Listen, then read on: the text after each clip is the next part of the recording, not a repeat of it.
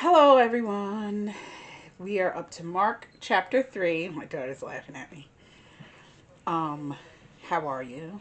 How's it going? How'd you do with the first two chapters of Mark? Tell me how you want me to do this book of the Gospels.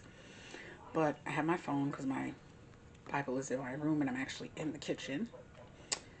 Um, Here we go.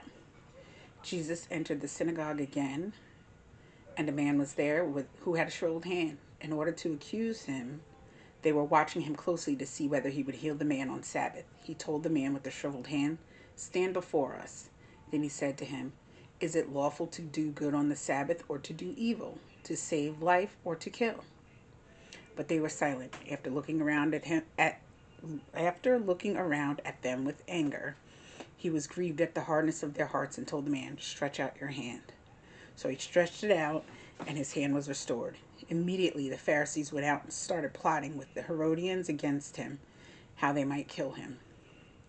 Jesus departed with his disciples to the sea, and a large crowd followed from Galilee, and a large crowd followed from Judea, Jerusalem, Idumea, beyond the Jordan, and around the Tyre and Sidon. The large crowd came to him because they heard about everything he was doing. They told his disciples to have a small boat ready for him so that the crowd wouldn't crush him. Since he had healed many, all who had diseases were pressing toward him to touch him. Whenever the unclean spirits saw him, they fell down before him and cried out, "You are the Son of God." And he would strongly warn them not to make him known.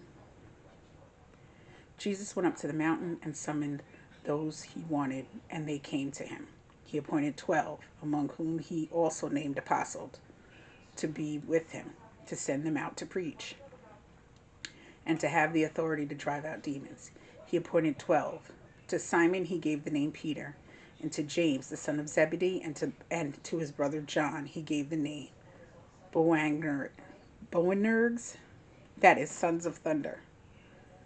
Boanerges. Boanerges. Andrew, Philip, Bartholomew, Matthew, and Thomas, James the son of Alphaeus, and Thaddeus, Simon the Zealot, Judas Iscariot, who betrayed him.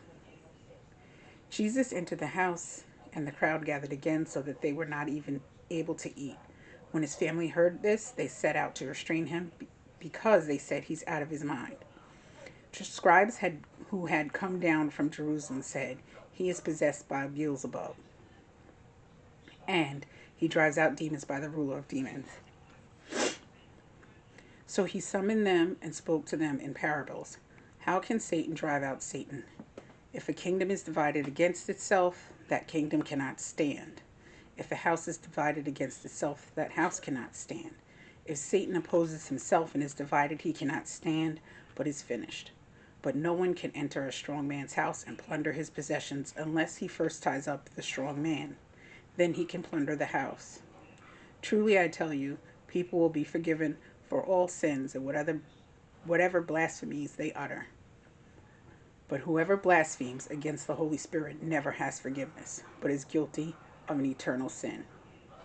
Because they were saying he is an unclean spirit. His mother and brothers came, and standing outside, they sent word to him and called him.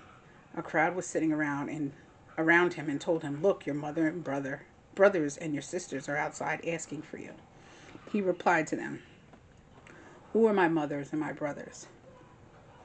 Looking at those sitting in a circle around him, he said, "Here is my mother and my brothers. Whoever does the will of God is my brother, my sister, and mother." I wonder how his mother felt about that. Like, I get it. This is your duty, and your parents are supportive.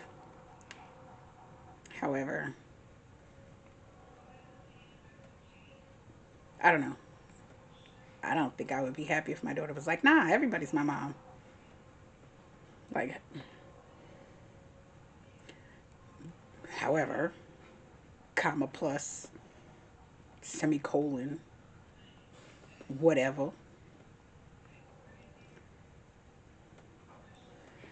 I don't have that duty. So, I'm going to read it again. Maybe take some notes. This was a short chapter, so read it 2 more times and tell me what you got.